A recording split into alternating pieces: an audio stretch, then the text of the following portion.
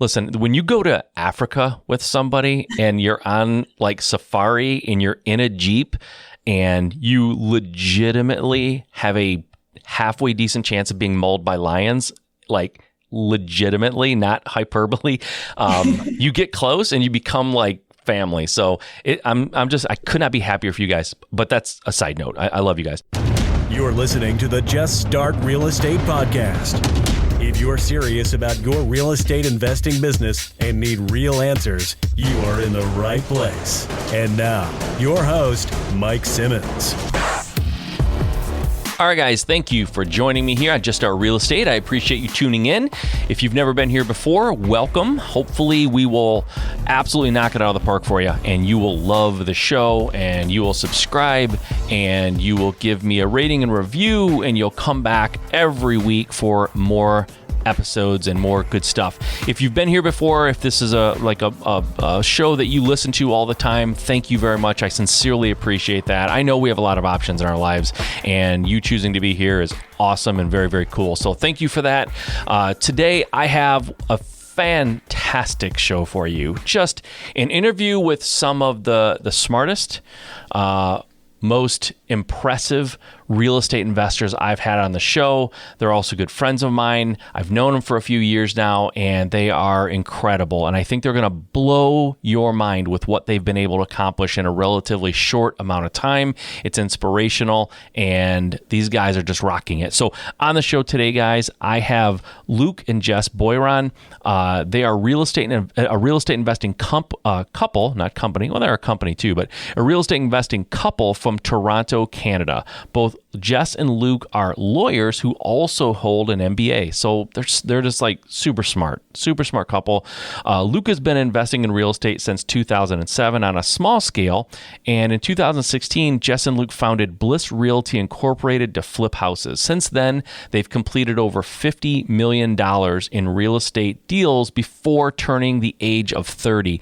And their business has grown to be the largest wholesalers in Canada, operating in Toronto, Ottawa, and Montreal with 16 employees currently. In addition, they are growing their rental portfolio with a mix of short-term rentals and small multifamily properties in Ontario. They're avid travelers, and they are also expecting their first child. So they have a lot going on, and they are just rocking it. I mean, they are just scaling their business, hiring smart people, and just doing everything right. And it was a real pleasure to talk to them, and I know you're going to be inspired by these two. So without any further ado, I give you Luc and Jess. All right, Luc and Jess, guys, thanks for doing this. I appreciate your time. I appreciate you taking the opportunity to be on the show. It's awesome having you guys. First time. This is fun. Thanks for having us. Yeah, for sure. So I met you guys, I want to say, has it been 3 years or has it been 2 years since you joined at the time Figure Flipping? Yeah. Was it 18 or was it 17? October 2018. Yeah, 18. Yeah. Okay, so yeah. Okay. Almost a couple of years now. And when you guys joined, it was right on the heels of Flip Hacking Live that year. You guys came in. You're from Canada, right? We talked about that a little bit in the intro. So things are different there, and I've known you guys for a while, and there's certain things we take for granted up here, and we're going to get into all that. But first, let's rewind and talk about maybe pre-real estate. What were you guys doing before you got into real estate, and then what made you want to take this leap? Because what you were doing before real estate was obviously much different than real estate investing and being an entrepreneur. So what did your life look like before real estate, and then what was the gateway for you guys? What got you involved? Yeah, so we actually met in law school. We both did our undergrads in business. We met in a relatively exclusive joint program. I think there were 16 students in our year that were doing both the law degree and an MBA combined at one of the best universities in Canada here. So we met in that. We both graduated law school. We were eternal students pretty much before we started getting into real estate. We did 9 years of post-secondary education. So a lot of schooling, which is interesting because in this industry, you don't really need a lot of schooling. So it's a fun dynamic there. But yeah, we were in school for a long time. And so we kind of started off like our, kind of adult working life a little later than most people. Like we were like well into our 20s at that point when we graduated. I kind of felt like I needed to catch up in a way. But I had come from like a real estate family. Okay. So my dad was a commercial real estate agent, had some commercial real estate investments. So, growing up around the dinner table, I was learning about how mortgages worked and stuff like that. And when I was a kid, awesome. I wanted to grow up and be a commercial real estate agent like my dad. First of all, I was going to say real quick, I know, like you said, this industry, real estate, doesn't require a lot of education. So I didn't go to 9 years, but I did 4 years, and I kind of went back as an adult and did it with like kids and a full-time job. And I killed myself to get that 4-year degree in 4 years working full-time with kids. And then you're right. And then I was like, here I am, real estate investor. Don't really need any of that. So it's just hilarious. But yeah, that's good. You guys are, super educated guys, people, obviously. Go ahead. I'm sorry. I interrupted you. You were. Yeah, no. So, I mean, in my undergrad, when I was 18, I bought my first rental property, a rooming house in one of the worst areas of Toronto. Kind of managed that, ran that, made a lot of mistakes, learned a lot of lessons. Luckily, real estate, with real estate, time heals all wounds kind of thing. And value went up, and I sold it, made a little bit of money, bought another rental. But, a little bit here and there over probably a 8-year period, really. I bought it in my first year undergrad until I was done school. When we finished law school, I worked for a year as a lawyer. We both got called to the bar. At the end of that, my law options, I wasn't the right fit for most law firms. I was a little too entrepreneurial, wasn't super interested in that. And I kind of went into law hoping to make good money so I could qualify for mortgages to buy real estate. So it wasn't a good motivation to become a lawyer. That's fun. Jess, on the other hand, was an excellent lawyer, and she got a job as an associate at the biggest law firm in Canada.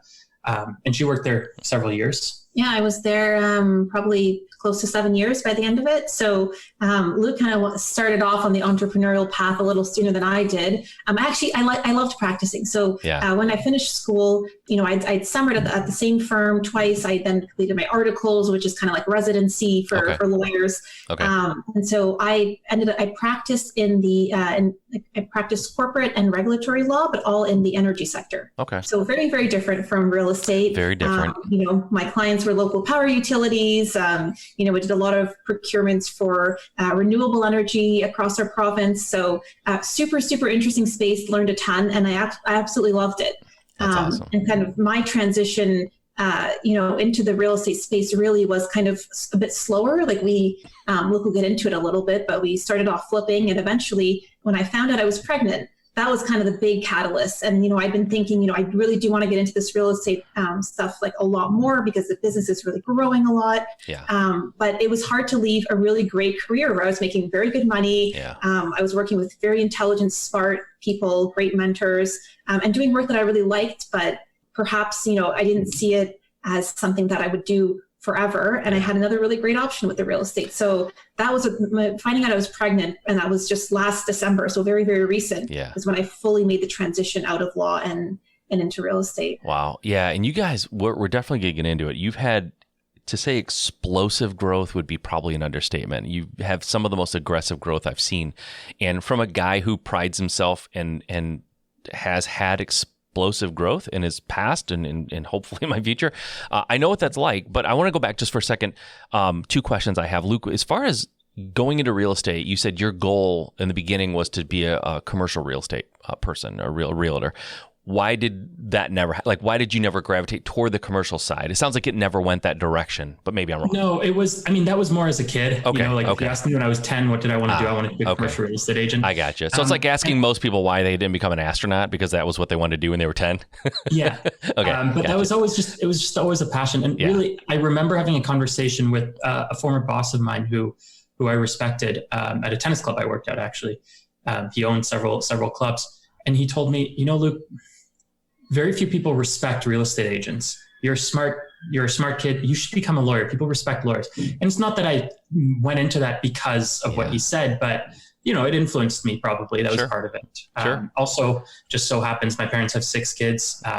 My little sister's a lawyer still at one of the top Toronto firms. And my oldest brother is a partner at a national US firm. So it's in the blood a little bit. My oldest brother, my middle brother. My oldest brother is a real estate agent in Toronto. Okay. And nobody respects him, right? Like, he's a realtor. It's a little quicker to become a realtor too, for all the record. It doesn't take as long as it took you guys. So the other question I had was, So Luc, I know that you had real estate in your family and in your blood. Jess, was it a difficult conversation when Luc's like, I don't want to be a lawyer, I'm going to do this thing? Did you guys have to was that a difficult thing to do? I know in my world, like it wasn't, I wouldn't say difficult, but it wasn't easy. There was a little bit of a conversation that had to happen. How did it go with you guys Luc, when you broke it to her?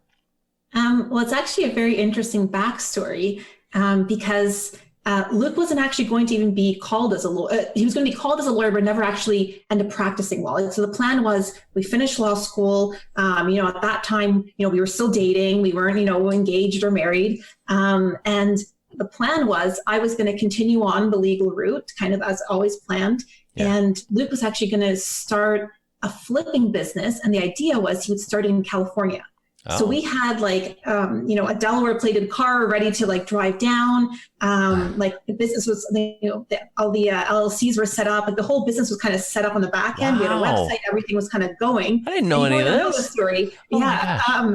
And so that was back in 2015. Yeah. No kidding. And so I got a little bachelor apartment, right downtown Toronto. So I'd be close to work. Luc was going to move to California, and we were kind of I was going to, finish my articling period, which is, just under a year, and then see if the business took off at that point, and then kind of reevaluate and see how we wanted to kind of come back together, because I knew it was going to be a very strenuous, very, very busy 10 months for me and for him as well.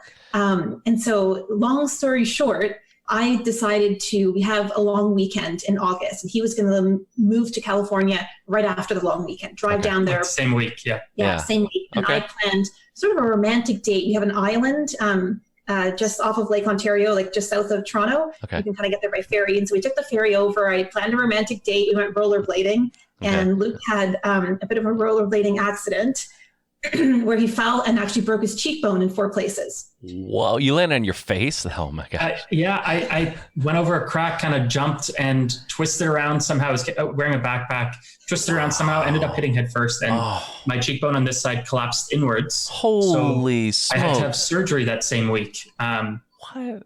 Yeah, basically they cut up here and pry the bone so it pops back in place. And oh my gosh. That sounds horrific. That sounds horrible. So guys, wear a helmet whenever you're rollerblading. Luc learned his lesson that way. It's not as sexy to wear a helmet though, guys. I mean, come on. Oh my gosh. It's not sexy to have a broken face. Good point. Excellent point. Excellent point. Broken face is not very attractive either. Yeah. So I was supposed to move down to California because I thought you couldn't flip houses in Canada. I'm like, it's, everyone sells to a realtor. You can't do this. I'm going to move to California and do it.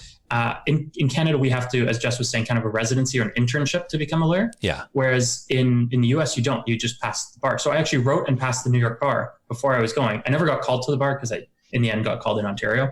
Okay. But I wasn't planning on doing that internship. I was going to move to California. Well, didn't move. I had, they're like, you can't drive long distances for 2 months. I was supposed to drive to California that week. Okay.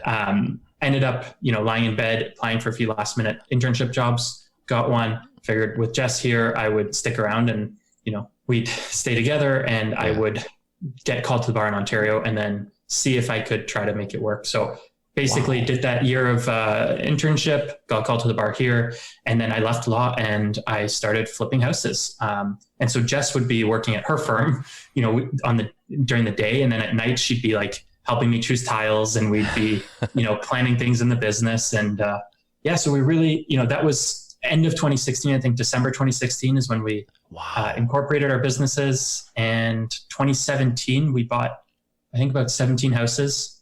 2018, I think we bought about 20, 25. Wow. 2019, we were, I think, 90 something houses. Just under 100. Yeah. All right. So many questions. Okay, I've known you guys for a while. We've had many discussions at many events we've been at. I never, if I've heard it, I don't remember hearing that you guys were, Luc, you were planning on flipping or doing real estate in California. So number one, this is kind of a dumb question, but why California? Why was California your destination? What are the hardest places to flip? My brother in Irvine, California. Oh, okay. So you had family there. Who was at the time living in California, the lawyer. I gotcha. Oh, he was planning on funding, on being my lender or my partner to flip houses. That makes sense. Okay. So California, that didn't happen. You broke your face. That still freaks me out and blows my mind. The thought of caving in a face like that on the ice, I can't imagine how much that must have hurt. That's ridiculous. But then you started flipping. So what made you realize that you could flip in Canada where you were? Like you thought you couldn't, and then you did, like 17 houses later. That's a pretty good first year. I mean, it's a really good first year. What was the thought process or the mind shift for you? How did that, for you guys both, how did that work that you realized you could do it where you were? I think it was gradual. It was actually my brother, who's a realtor, helped me find some deals at the beginning. I mean, we were buying everything on the MLS. Yep. Now nothing's on the MLS. Yeah. But we were still finding some deals on the MLS. You know, some of the first 2 flips I can think of that we did once we were incorporated. One was a house that was listed kind of over I think it was Thanksgiving, a long weekend, and it was listed on. It was a realtor from another board, so not our local board. Okay. And so they had listed it on their board. It showed up on the public, MLS.ca version, but it hadn't yet been cross-listed to the local board. So the realtors who get their notifications weren't seeing it yet. Oh. And everything was selling above asking at this time, right? And I saw this was a good price. Well, they were listed wrong, and I tried to get the info. They were listed wrong. And I basically put in an offer on the Monday, which was still a holiday. It wouldn't show up on the board till Tuesday. Put in an offer on Monday and kind of said, this is the price today, and let's get this done. And we were able to get the deal done. Market was also going up a lot. We flipped that house. I think we made about $85,000 selling that house. Wow. And then we did another one at the same time, which bought in multiple offers. I think there were 5 other offers, but it was I could see on the registry, it was a 4-bedroom house, but they were selling it as a 3-bedroom because they'd taken down a wall. Well, comps in the area, the 4 bedrooms were worth more. So everyone else was bidding on it as a 3-bedroom. I saw this as, I'm going to buy a 3-bedroom, put up a wall. Yeah. It's legally already a 4-bedroom. Yeah.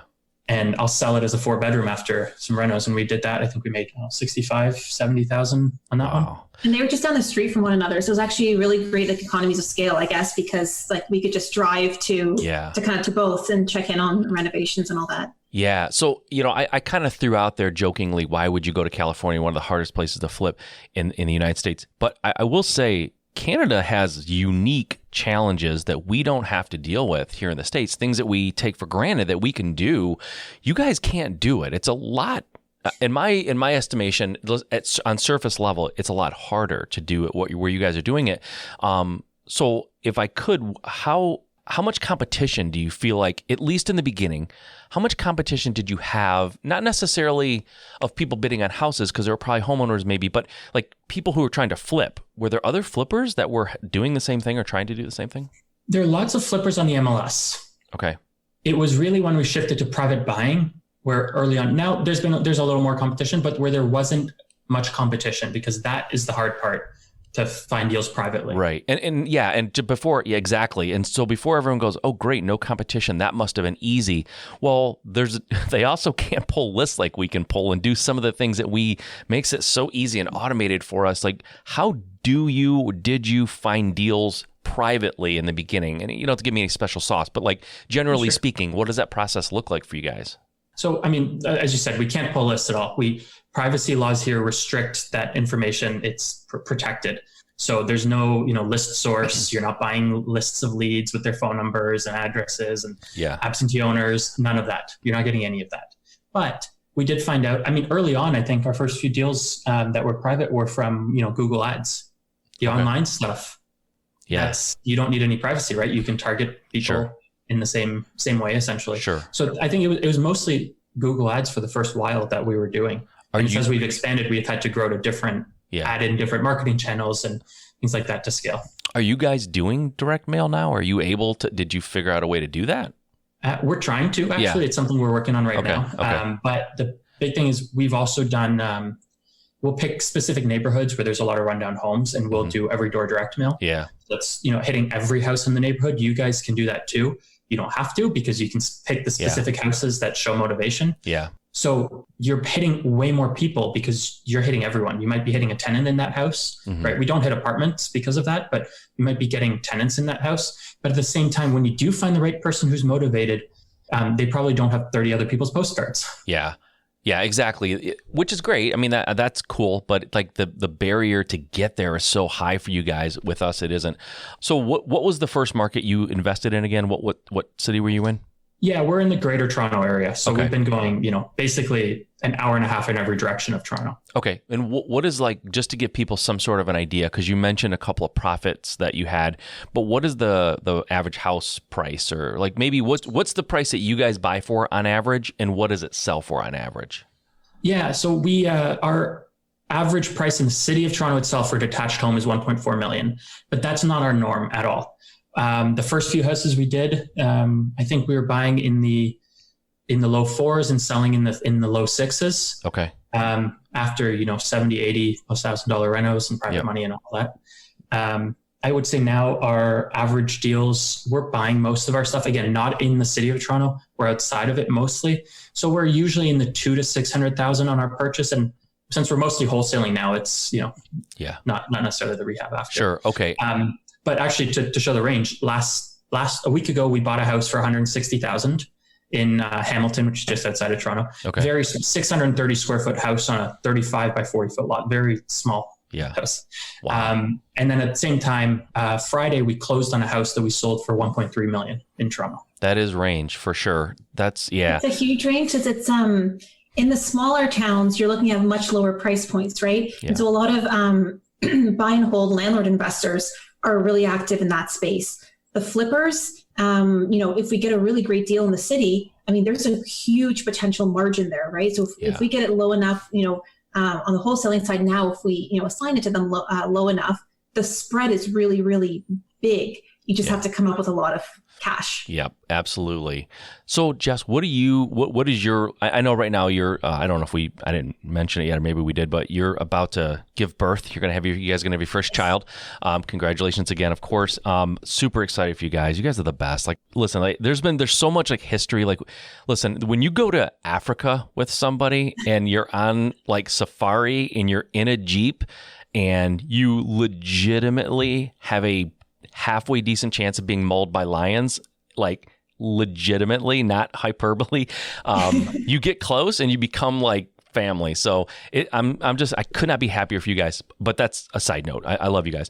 But what is like, once you guys have the baby and you're kind of rocking and rolling in that world, what will you do in the business, Jess, or will you be in the business at that point? Yeah, and that's a good question. So it's something that we've sort of had to adapt as a couple over the years. So when we started off flipping, I'll start way back there. Luc obviously was taking on the lion's share of the work because, I was still working a very demanding full-time job on Bay Street as a corporate lawyer. So evenings and weekends I was available to kind of advise and keep the projects going, but it was really just Luc running the flips.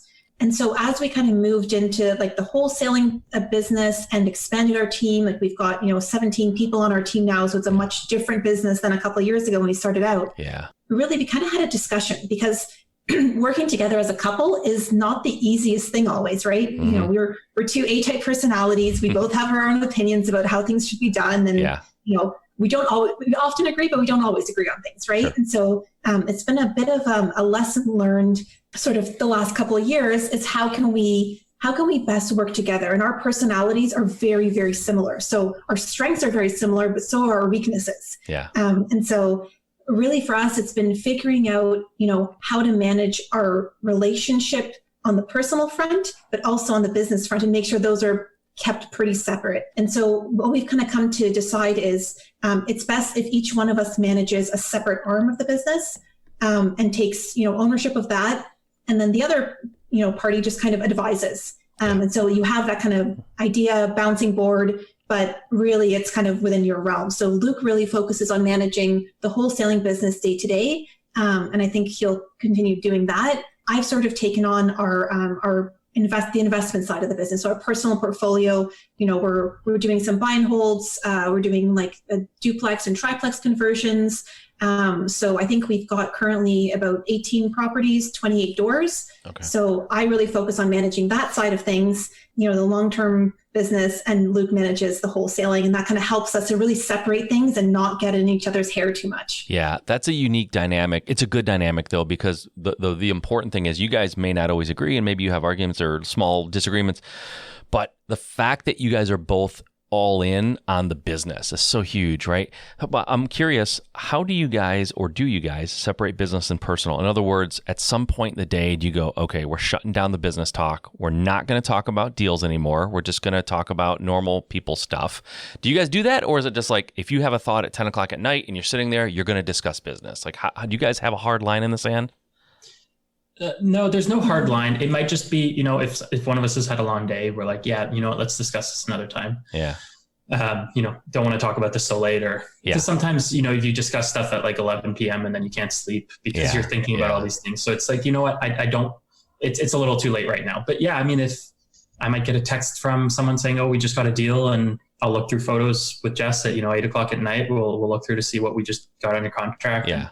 And that kind of stuff. Okay. And that's the thing, is we're so passionate about it that, we end up kind of just giving in sometimes, probably a little too much. I think with the, with the baby, I think we'll have to be a little more careful. Yeah. But the business is really important for us. And, as an entrepreneur, all of us kind of know, this is our livelihood. That we've worked our butts off to get where we are today. And so you have to kind of keep that momentum going always. You can't just kind of say, okay, well, I'm going to take a break now because you're the one that's in charge, right? We're managing people, we're managing businesses, we're managing, clients, buyers, sellers, all of it. People kind of look up to us for decisions always, right? So it's one of those things where I think we are actively trying to step away from, a lot of the minutia and the day-to-day of the business, because we do have a team in place now that can handle a lot of that. But there's always that little bit of pressure, within yourself, where you're like, maybe I should just look into this other thing, or, let me just chat with my acquisitions rep on this one. So I think, I have, maybe there's a better way to approach this deal, or whatever it is. Right. Yeah. So it's just about managing ourselves a little bit. And that's kind of where we are now, is managing what our expectations are and how, we want to work with our team, and where we draw that line, because it's very hard to draw that line really hard in the sand. We found, at least. It is. It's tough because you're both in it, right? Like, if one of you was totally not in it, there might be a point where you go, enough, tonight, we got to be done. But I get that. You're both entrepreneurial that way. I want to give people some idea, because it would be a really disservice to not only the people listening, but to you guys, if we didn't talk a little bit about what's happened to your business over the last year or two, right? So when I met you guys almost 2 years ago in, I think you said October, November of 18, right after Flip Hacking Live, what did your business look like? Give me a snapshot of 2018, November 2018. What did your business look like at that point in terms of volume, the size of your team, what you were focused on, and that kind of thing? For sure. I squeezed into, at the time at Flip Hacking Live, I joined right into the 8-figure flipping level. Yeah. Now I guess the 7-figure club. Yeah. By the way, that's for people who are at 7 figures trying to push to 8 figures, for the record, guys. So they were not inexperienced when they joined. Yeah. So we were lucky. We had, in our business, we had an acquisition rep and an assistant, and that was it. We had done something 2018. We had done some big deals on some big flips. Yep. And we were looking at maybe, with those, maybe $800,000 in gross profit. So we weren't fully at the $1 million mark. Okay. But we were on track and growing. Yeah. And we had figured out how to buy houses privately. We had figured out how to wholesale them and how to get good deals on properties. So the problem was, I didn't know much about hiring people. We didn't know how to build a team. So we knew how to wholesale now, right? We didn't join, a lot of people are starting off. They need, the video vault that you guys have to learn how to join, how to start wholesaling, how to start flipping, how to do all of those things. We're not the best flippers, but we're good at buying houses, and we had figured that out. We didn't know how to build a team, and that's really what we joined for. So when you were back then, before we go any further, what was your volume in 2018 in terms of number of deals? I think it was something like 25. Okay, 25 deals, and you had 2 employees, basically 2 team people on your team. Okay, cool. Yeah. All right, go ahead. So 3 of us, I guess. 3 of us at the time that were in it full time. Yep. And then I actually remember going to you at the Keystone meeting. Jess and I were at the Keystone meeting in Colorado. Yep. And we went up to you and we said, "Hey, Mike, I've been meaning to, make a training manual before hiring more people. Could you just send me all your training material?"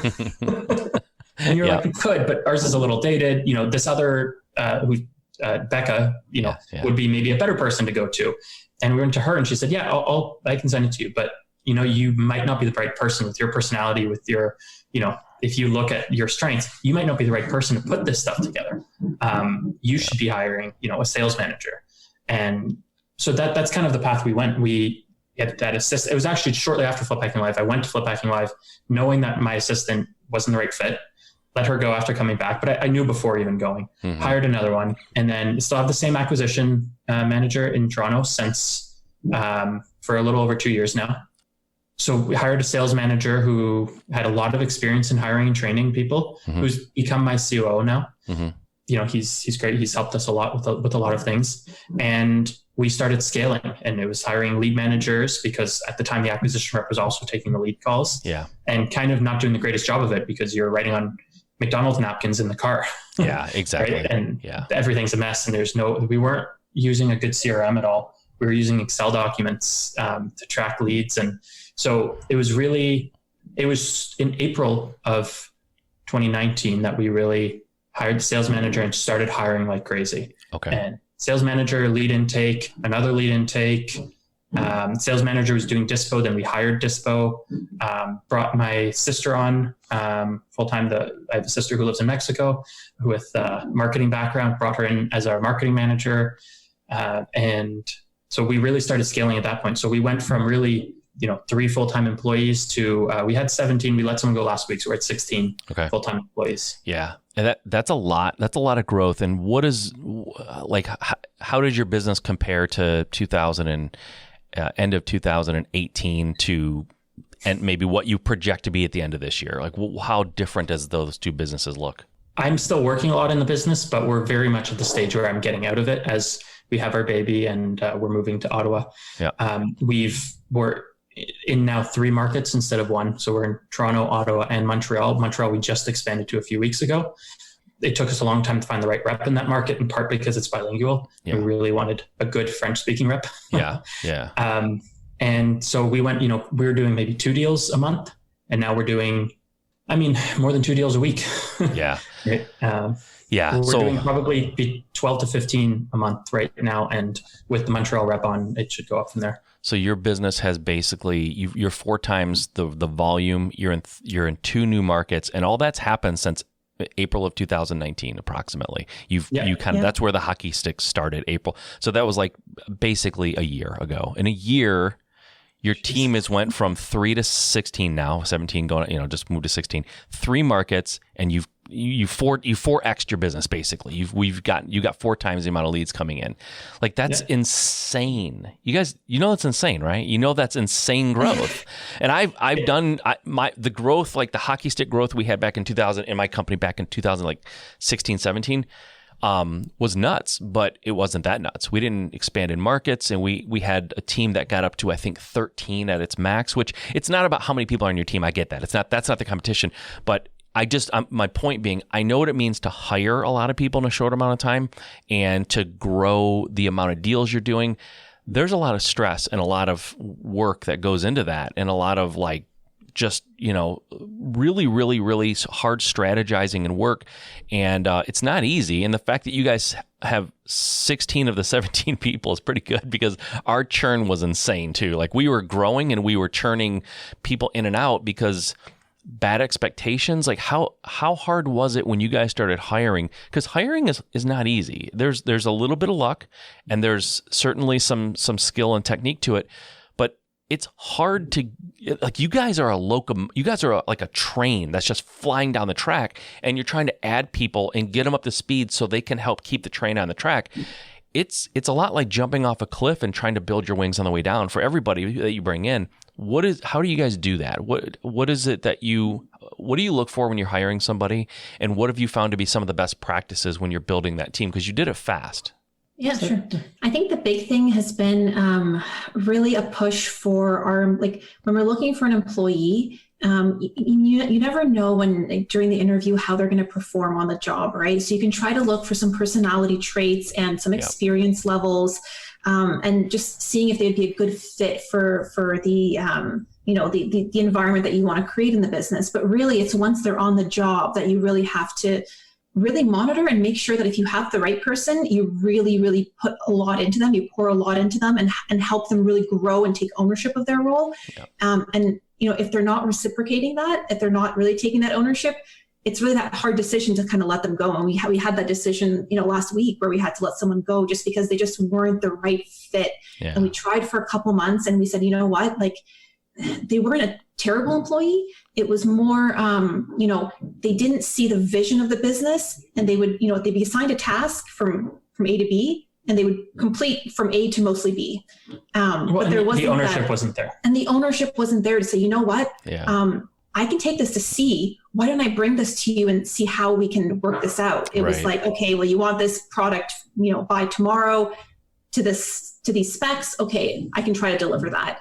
And so it's really, we're trying to, and the great thing, maybe we've been a little lucky too. Luck has a part in it too, that we've had really great employees that do take ownership. And so the new people we bring on just feed off of that, right? Yeah. So our COO is amazing at taking ownership and really just driving the boat and motivating people, and really has created an environment that people really want to work in and want to excel in. So we've had people that we've hired at kind of more entry level positions that have now moved up in the ranks to like our dispositions. The girl that does dispositions, she's fantastic. She's really moved up the ranks and really sees herself growing with the company and wants to really kind of invest herself because she sees it as it's our family business, but we've kind of created this new family that we're all kind of in it together. And because of our incentive structures too, it's the better I do, the better the team does, and the more compensation I get. And if you're motivated by compensation, it goes full circle. Yeah. Well, and that's exactly managing. We look at the personality profiles, more so on like higher level hires, let's say, the personality profiles, not on everyone necessarily, but it's also managing the personality profiles, mixing it in with their motivators. We've learned the hard lesson. Person we had before for dispositions, I would say she had the right personality profile for it. But I don't know that I don't know that money motivated her enough. Yeah. She did well in her role, but she joined us after a 6-month yoga retreat. Which kind of tells you a few things. Yeah. But the personality trait was there, and she did a good job. I'm not going to fault her at all. But by the end of it, she just, emotionally, the houses affected her too much. How bad the shape they were, how the things the sellers were going through. Yeah. That affected her emotionally, and the money wasn't enough to make up for it. Yeah. And then it's also understanding that is how you manage people, because we never lost a sales manager. We've never fired one or had them quit. An acquisition person. Right. We've never had one leave, and we've never fired one. We just hired our third, and the first one is very different from the second one we hired. Our Toronto rep is very different from our Ottawa rep. Our Ottawa rep is, young mother of two. She has a young child at home, a 2-year-old at home. She's been with us a little over a year now. She's this sweet, sensitive. She cares so much about the sellers, and that carries through. And it's funny, she actually will buy different houses to a certain extent. Really? Our acquisition rep in Toronto buys uglier, worse houses, and our acquisition rep in Ottawa buys generally a little bit nicer houses. And our acquisition rep in Toronto will do everything he can to not leave an appointment without that contract signed. Whereas the one in Ottawa has a much higher chance of them coming back to her because of how much she clearly cares. Yeah, because of that personality. So exactly. The personality will carry through, but it's also the conversation we have with them. When we're talking to our Toronto rep, it's very much like, let's see if we can get them down on price. Let's squeeze a little more out of this kind of thing. Yeah. Our rep in Ottawa, it's a different conversation. It's if we don't get the right price, we're going to have to let this go. We may not be able to sell this. And then if we're going to let it go, that's not going to be good for them if they're making plans around it being sold. Yeah. So her motivators are like, sometimes she doesn't care what we sold the property for on the dispo. She's just happy that it's sold and that we were able to help that seller. Yeah. Even though she is very motivated, she is, young family. Her husband had a stroke last year. So, he's off on long-term disability. So she is very motivated by money, and that is able to make up because she does form emotional connections. She's had sellers cry in her arms and all of that. Whereas Ron Rep is a little bit more down to business, or he'll talk sports or something like. He'll build different kind of bonds with people. Yeah. So just two different kind of people, and we're careful around the words we use. Same thing on the lead managers. We'll never say like, oh, let's see if we can squeeze them down. Lead managers, they're not salespeople for us. Yeah. They're just supposed to make the sellers comfortable. And I want them to understand that we help people. And that's the language we use around them, because otherwise they'll have other people calling, yelling that we're a scam. You know, like if they got a piece of direct mail, you trespassed on my property because they think we delivered it to their door, that kind of thing. And they have to put up with that. I want them to understand, here's the stories about how this family, they didn't have running water in their house for 5 years. They had a bathtub full of urine. And now that we bought their house, they've moved into a rental. The landlord's going to have to take care of it because they should never have been homeowners. Yeah. Their kids have their own bedrooms. One of the kids was sleeping on a mattress pad on a pile of garbage. And now their kids have their own bedrooms, their own beds. They have running water. Their life has just gotten better 100 times over because we were able to buy their house and give them what they needed. Yeah, that's awesome. And you guys hit on something pretty important.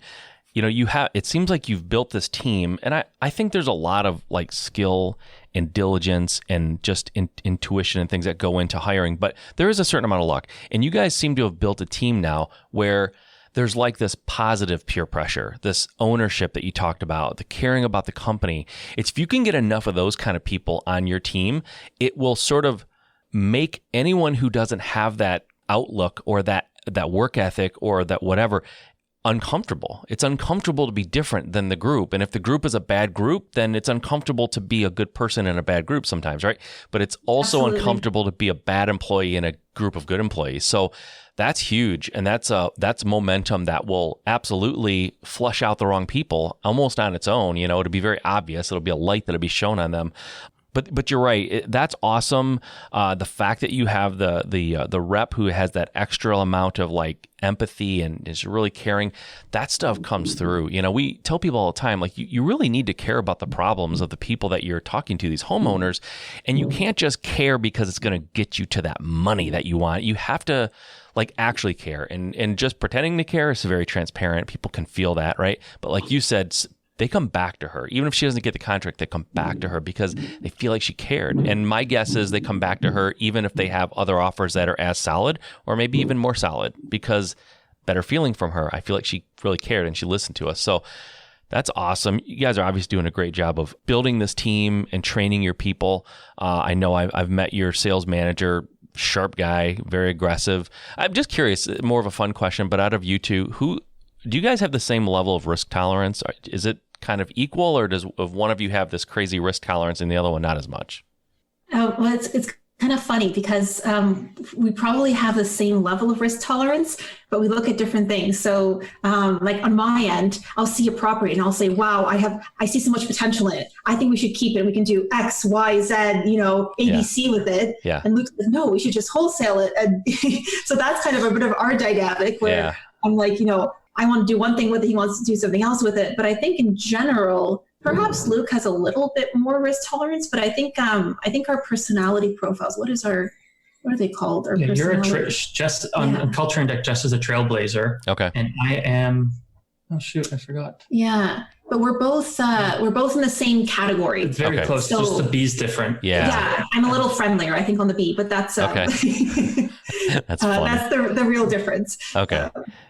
So when you guys have that discussion, just out of curiosity, you like Jess, you're like, no, I want to keep this thing. I think it'd be great. We can do all these things to it. And Luke, you're like, nope, let's wholesale this thing. How do you solve those? How do you break that tie, or how do you break that that decision making? Well, a lot of times we bought a lot of rentals because Jess insists. So, but we're reaching the point where we've committed too much capital and we need to finish off. So we recently had the discussion, we need to finish off more of our renovations, get more refinances out before we commit to buying anything else. So actually that happened on the last one. We got a lead that was, 300 meters, 4-minute walk from another property we had, or we got one under contract. And instead of wholesaling that one, we just committed to another property. I was saying, we're done, like money wise, we can't, because we've got long-term debt in the business. We've borrowed some out of that business to buy rentals, and we can't cannibalize one business to buy the rentals, right? Sure. So it's a balancing act. Okay. And so that discussion was, well, let's see if we can find a joint venture partner. They put up all of the capital, they get the mortgage, and they'll refinance it after renovation's done. We've brought the property. We charge a small assignment fee to pay commissions, so we're not cannibalizing the business. Yep. And it's still a good deal to the kind of joint venture. So now we will own half of this property that's a few minutes walk away instead of owning all of it. We still have to manage the whole conversion. We're getting permits right now, all of that. But that was a compromise. But since we're not actively looking for joint venture partners, and it's really about finding the right person that's not going to be too in our face all the time, like, oh, I want a daily update and all of this, because that's not who we are. We're going to do the property right, but we're not going to give you daily updates on it. Yeah, exactly. And otherwise, we've just decided, unless we're buying something with a partner, we're not putting in more money in until we've refinanced and gotten some capital out of other properties. Yeah. Surprise, surprise. Your decision making on this is incredibly logical and intelligent. So that's not a really surprise at all. But it's funny, you guys, the way you're looking for this joint venture person who brings in the money and then they don't have, it's exactly how I bought all my rentals. I brought in a partner who all the money, he doesn't hassle me. He trusts me. I find the house, renovate it, get the renters in, and we split the profits. It's a beautiful way to do it. It's not the only way to do it, but it's a good way to do it, especially if you're trying to not put your own capital into it. One question I have for you guys is you sort of mentioned at some point during the discussion that you went from being house flippers to wholesalers mostly. Why? Yeah. Why make that switch? I think we're way better wholesalers is the short answer. Okay. So fair enough. It's funny because the transition was a little bit of an interesting transition because, we started the business as a flipping business. I mean, that's what it was. That's what it was always meant to be. We never thought about wholesaling at the beginning at all. It was more, we're going to flip because that's the plan. Yeah. Why would we not, continue with that? And wholesaling is not a thing in Canada. You can't do it here. Yeah, and there are very few wholesalers. I mean, from what we know, we're by far the biggest wholesalers in the country at this point. But it's you have a couple smaller players, but it's really not a big thing. Like the general population is very used to selling on the MLS, and there's that mental kind of block of, are you just going to come to my house with like cash and that kind of thing? Yeah. So wholesaling has not really taken root in the same way that it has in the US. Yeah. So we started off flipping. So we did a couple flips, and at some point, this was when I was, still working at the law firm, very busy. Luc was really managing all of the projects. We didn't have a project manager, so we had the acquisitions rep and an assistant that helped. We didn't even have the acquisition rep. But it was just no assistant, no acquisition rep. It was right before 7 renos going on at the same time that I was managing. Wow. Yeah. So Luc was PM. You're right. At this time, we were just thinking of hiring because of this. So we had 7 projects on the go. Because I think, Luc fails to remember that he also likes buying houses and, doing work to them. Yeah. So we had the 7 properties and we got another lead for a flip. Okay. And I remember this discussion very clearly. Luc came home and he's like, look, I have this lead, but I'm so overwhelmed running 7 projects, all in different, locations, all different crews. And, it's really kind of, it's a lot for one person to manage. Yeah. And he's like, I don't know if I should even take the call and go on this appointment, meet with this person. I don't know what to do with it. It's a great lead, but I'm absolutely in over my head with all this stuff. Yeah. And he's like, what should I do? And I said, well, obviously you should go on the appointment. Yeah. I mean, we'll figure that out later, right? The whole thing is let's get the property and then we'll figure the rest out afterwards, right? We've always figured it out. I mean, we're entrepreneurs. We'll do something with it. Yeah. So totally. He went on the appointment, got the property under contract, came home and was like happy, but also a little upset, being like, hey, I got this I can't stop buying houses. What do I do? And the wild thing was, I had realized I had stopped my Google ads at that time because I was too busy. Okay. And somehow so I was like, well, I got this lead recently. This must have been one of my first organic leads. Yeah. My website must be ranking now. So I start searching search terms and I see my website come up and I saw another one that I hadn't recognized from someone else. So this was 10 p.m. on a Friday. I think Jess was out and I was like, whatever. Jess and I weren't together. I was working. So I call this number at 10 p.m. and the guy answers. And this was the day I got it. I got it on a Friday. I come home at night. Jess was either at a work event or out with friends. And I call this guy and, I start chatting. Oh, what do you do? I just got this property in Mississauga. Okay. I buy it over there. And so we start chatting. By the next week, I've sent him pictures. He's seen the property. I sold it to him for a $70,000 wholesale fee. Wow. Our first wholesale ever. I think that's officially my biggest wholesale ever is $70,000. Different market, different price points, but still, that's a pretty sweet first wholesale deal. And then that must have been like, oh, I like this. This was easier than all the running around. It was still a slow transition. It was kind of at that point we started wholesaling a bit, but still flipping. Okay. And it was a gradual transition towards this is too much of a pain. We're not good at flipping. Let's just concentrate on buying houses. Yeah. So it was really a transition to wholesaling out of need. Because Luc went and got this property under contract, and we had definitely said, no more flips for sure. Yeah. But we're like, you know what? We can't give up a good deal. Like, we're going to have to go get it and then figure out what to do with it after. And I guess through this assignment, I think Luc was telling this guy who, is another investor now we're, friends with, happened organically, telling him, look, like, I don't know what to do with this, but it's a great deal.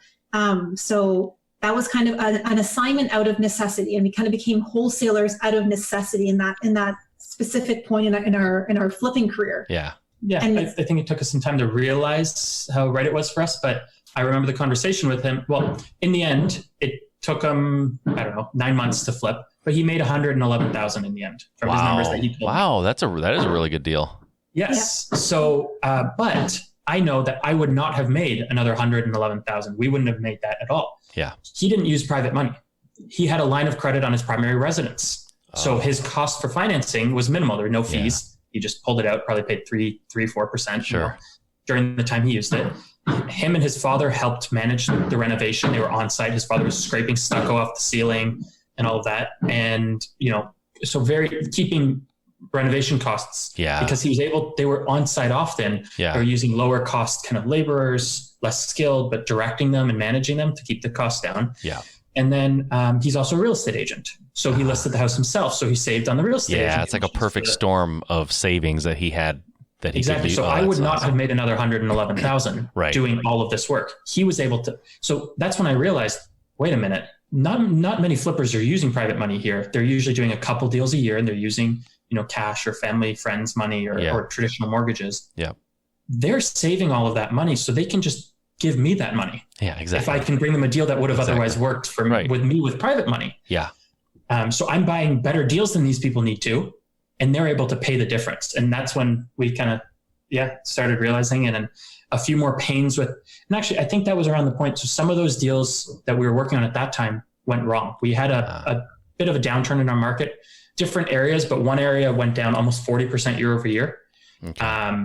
Because it had gone up almost 40% year over year. And then the government changed a bunch of rules and the market got stagnant. This was one property in Whitby. The market went down a lot in that area in 2017. So I bought it. The government announced these rules in April of 2017. I bought it in the summer of 2017, thinking I was smarter than everyone and the market wasn't going to keep going down and all of that. And I wasn't. It kept falling. So I thought I was getting a good deal. Market kept falling. And then I didn't turn it around fast enough because I had contractor under quote. They did a bit of work and then they just disappeared on me. Kept promising to come back and never did. Months dragged on. I was hoping to sell this property by the end of the summer. It had a pool. I was driving out to this property, scooping out leaves to try to keep the pool going, chlorinating it, all of this. Oh no. By the time we sold it, we had to close the pool because it was November. Oh my gosh. And then it only closed, I think, the following March. It was a very long closing. So between the private money costs, the market having fallen, all of that, we ended up losing $90,000 on that house. And I know that was a hard time for me. I pulled back a lot from, I didn't want to, you were talking about risk tolerance. I think I was afraid of taking risk. Down on myself for sure. Yeah. And it took me a while to get over that, get through that.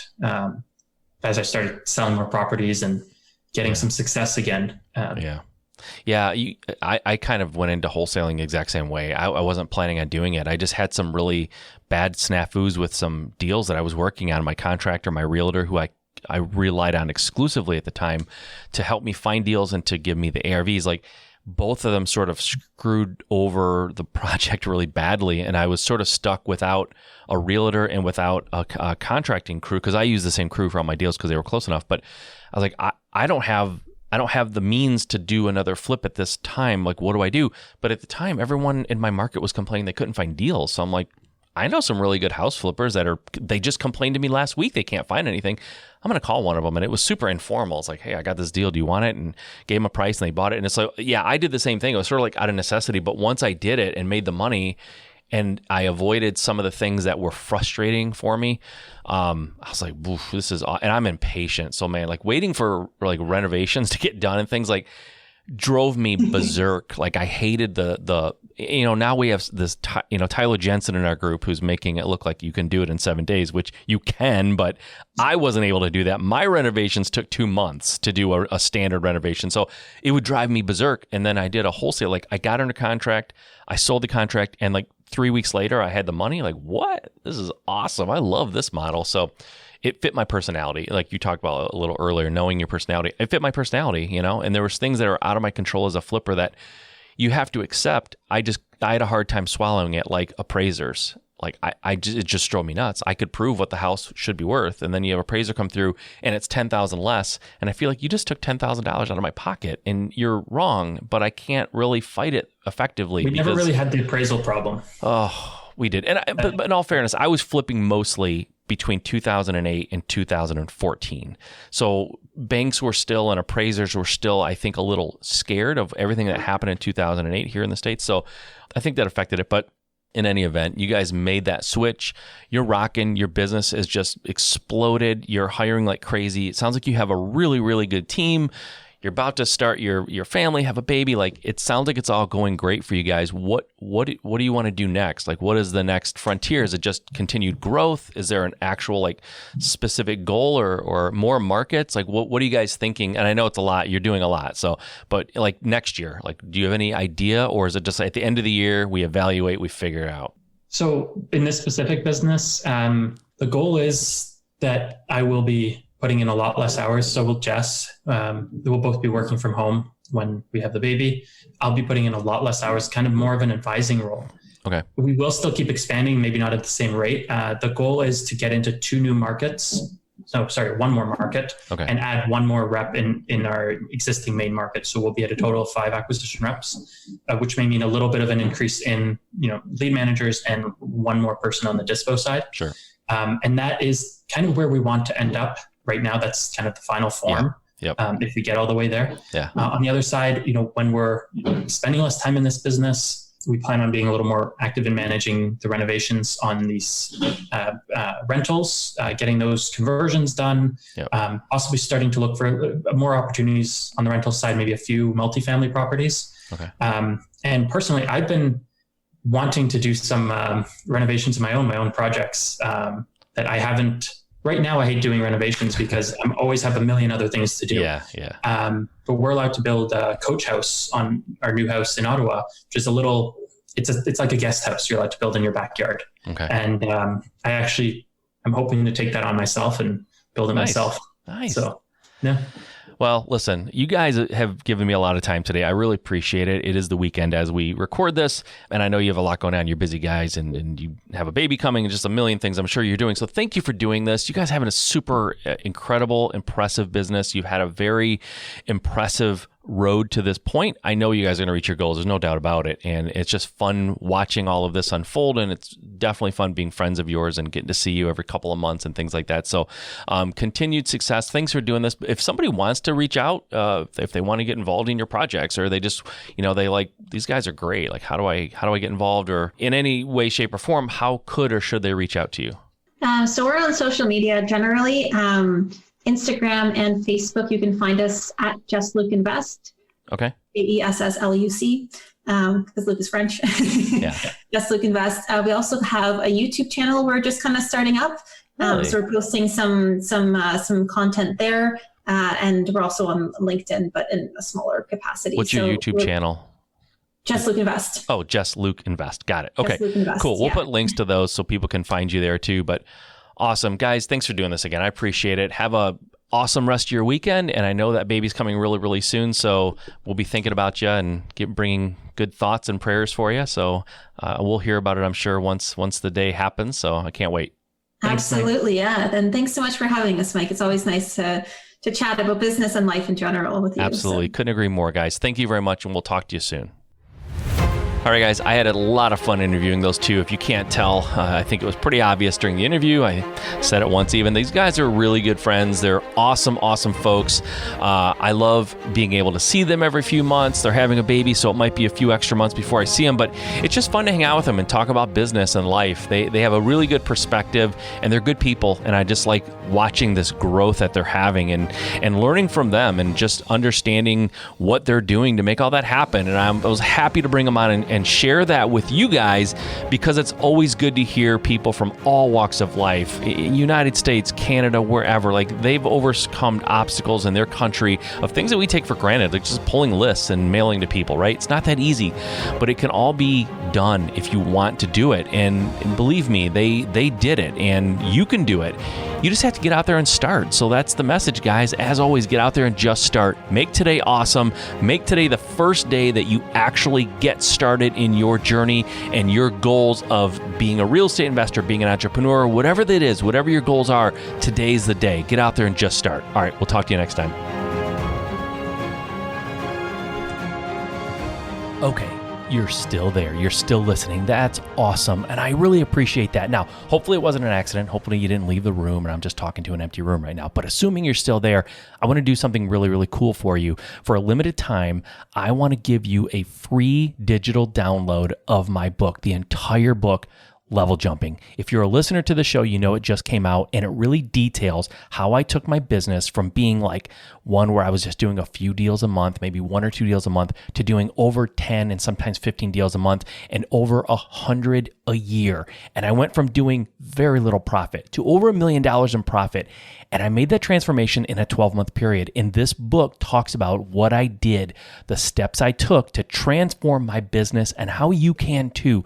So grab a free digital download, and you can get that by texting the words "just start" as 2 words now, "just start" to the number 55444. So text "just start" to 55444. I will send you a free digital download of my book. It's the complete book. There's nothing held back, and that'll be completely yours just for making it to the end of the show and listening to me. And I really, really appreciate it, guys. So I want to do something nice for you. I do this every once in a while at the end of shows. And if you listen to the very end, every once in a while, I do a giveaway like this. So hopefully you enjoy that. Go grab a free copy. I hope you read it. I hope you love it. Reach out. Let me know what you think. All right, guys. Talk to you next time.